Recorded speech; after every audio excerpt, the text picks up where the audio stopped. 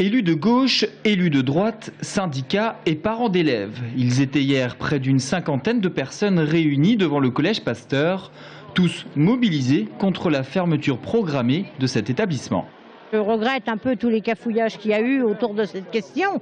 Aujourd'hui, on est dans une situation très difficile, puisqu'il reste que 90 élèves. Je pense qu'on aurait pu l'éviter, mais quand même, les conséquences de cette situation, elles sont de la responsabilité du précédent gouvernement.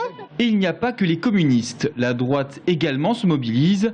Jean-Gérard Pommier, conseiller général, membre de l'UMP et ancien vice-président chargé des collèges, dénonce quant à lui la méthode.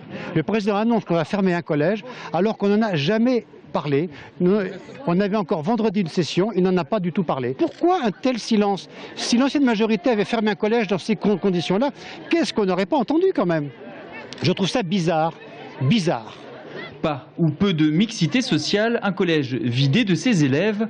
Le 22 janvier dernier, Frédéric Thomas, le président du conseil général d'Indre-et-Loire, avait alors expliqué les raisons de la fermeture de Pasteur. Mais pour Pierre Louot, représentant de l'opposition, le manque de concertation entre conseillers généraux sur ce dossier est un problème.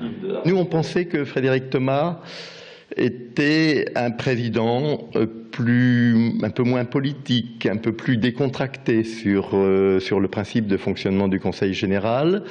Je crois que là, c'est une erreur, c'est peut-être un péché de jeunesse. Voilà. Moi, je vais lui reprocher comme cela, mais il faut qu'il répare vite cette erreur et je ne suis pas sûr qu'il ait compris qu'il ait fait une erreur. L'affaire du collège Pasteur prend donc une tournure de plus en plus politique. Le sort de ce collège devrait être théoriquement tranché le 15 mars prochain lors de la prochaine session du Conseil général.